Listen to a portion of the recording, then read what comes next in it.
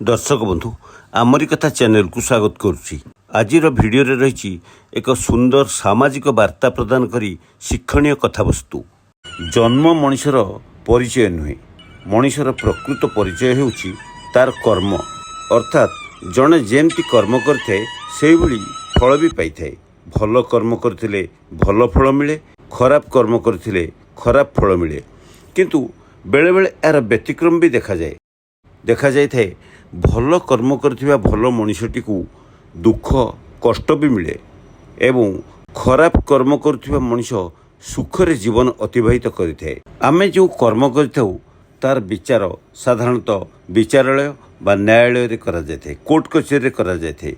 किंतु भूली जिबा उचित नुहे जे एई विचारालय बा कोर्ट कचेरी परे आउ गोटे विचारालय अछि, सेथिरु कौनसी मनुष्य खसी जाई परिबनी। से विचारालय रे सठिक विचार करा जाए।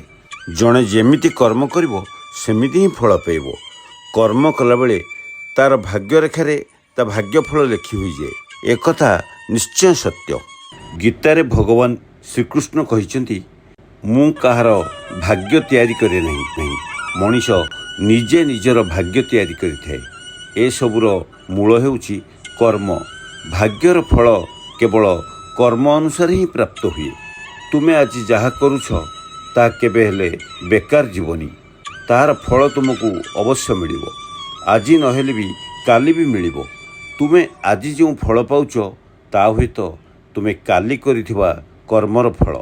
दर्शक बंधु एठी गोटे सुंदर उदाहरण आमे नबा, छोटिया कहानीटी सुनिबा।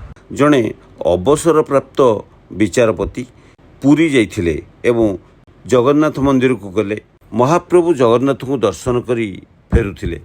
सेई सिंहद्वार पाखरे किछि भिकारी बसिथिले एवं सेई मानक भितरु जणे भिकारी जार हाथ गोड़े कपड़ा गुड़िया होइतला, चाली पार न थाए, बसिकिरी भिक्षा थालीटे धरिथिला। से हठात चित्कार करी उठला, जज साहेब। विचारपति जनक बुली चाहिए, देखला बेलू बड़ रोग होइथिबा गोटे भिकारी असहाय अवस्था बसीची एवं विचारपति को हाथ ठारी डाकुथिला। विचारपति जन कटिले, कहले किए तुमे? से भिकारी जन कहला, मते आपण चिन्हि पारनाती जज साहेब, मु से दिनर दुर्दांत अपराधी चकरा सिंह, जार ना शुणिले राज्य सारा कंपी उठुला। पुलिस वालांगर निद हजि जाउथला। बहुत चोरी डकायती हत्या और राहजानी आदि मु संपृक्त थिली। आपणक कोर्ट रे ही मोर विचार हुए। तेबे प्रतिथर आपण मते निर्दोष रे खलास कर दैछंती। आपण सेना निर्दोष रे खलास कर देले, हेले आपणक कोर्ट उपरे आउ गोटे कोर्ट अछि। से कोर्ट रे मु खलास हेई परलिनी साहेब।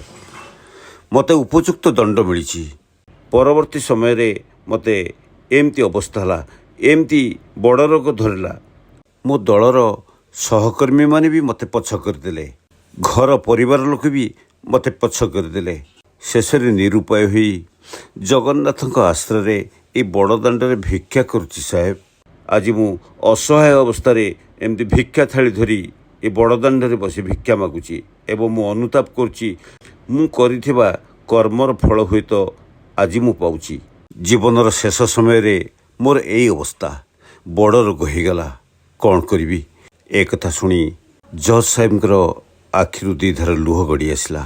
से अवसर प्राप्त जज बा विचारपति पकेट्रु गोटे 50 टंकिया नोट काढ़ी भिकारीटी को बढ़ाई देले। भिकारीटी जज साहेब को बक बक कर चाहूला। समस्ते कहती संसार को मनीष खाली हाथ रे आसे और खाली हाथ रे फेरी जाए, किंतु यह सत्य नुहे। मनीष संसार को तार भाग्य को ही आनी आसी थाए एवं कर्मफल नहीं फेरी जाए। प्रत्येक मनीष तार कर्मफल ही पाई थाए। किए आज पाई थाए तो किए किछि काल परे। विलियम शेक्सपियर कहिथिले, मनीषर भाग्य ता राशि नक्षत्र रे लेखा न थाए, मनीष निजे ही निजर भाग्य निर्माता। राम और रावणकर राशि तो समान थिला, किंतु कर्म थिला भिन्न। नियति सेमानकर कर्म अनुଯାୟୀ फल प्रदान करथिला। भूल करिबा हेउची मनीषर एक प्रकृति, किंतु अनुताप करी भूल को मानि नेबा हेउची संस्कृति। भूल को संशोधन करि नेबा हेउची मनीषर प्रगति। भूल कर्म करी ବାହା ବାହା ମାରୁଥିବା ଲୋକଙ୍କ ପାଇଁ କେବେ ନା କେବେ ଦଣ୍ଡ ନିଶ୍ଚୟ ମିଳିବ। କର୍ମ ଦ୍ୱାରା ଜୀବନ ଚଳଚଞ୍ଚଳ ହୁଏ। କର୍ମ ଦ୍ୱାରା ଭାଗ୍ୟରେଖା ଆପେ ଆପେ ଆଙ୍କି ହୋଇଯାଏ। ଭଲ କର୍ମ ପାଇଁ ଭଲ ଫଳ, ଖରାପ କର୍ମ ପାଇଁ ଖରାପ ଫଳ। ହେଲେ ଆଦୌ କର୍ମ ନ କଲେ ଜୀବନଟା ଅନ୍ଧାର ଭିତରେ ଲୁଚିଯାଏ। ତେଣୁ କର୍ମ ତ ନିଶ୍ଚୟ ଆମକୁ କରିବାକୁ ପଡ଼ିବ, କିନ୍ତୁ କୁକର୍ମ ନୁହେଁ, କେବଳ ଭଲ କର୍ମ। ଦର୍ଶକ ବନ୍ଧୁ, ଭିଡ଼ିଓଟି କେମିତି ଲାଗିଲା ନିଶ୍ଚୟ କମେଣ୍ଟ ବକ୍ସରେ ମତାମତ ଦେବେ। ଚ୍ୟାନେଲଟିକୁ ଲାଇକ୍ ଓ ସେୟାର କରିବା ସହିତ ସବସ୍କ୍ରାଇବ୍ କରିବେ। ରହୁଛି, ଧନ୍ୟବାଦ।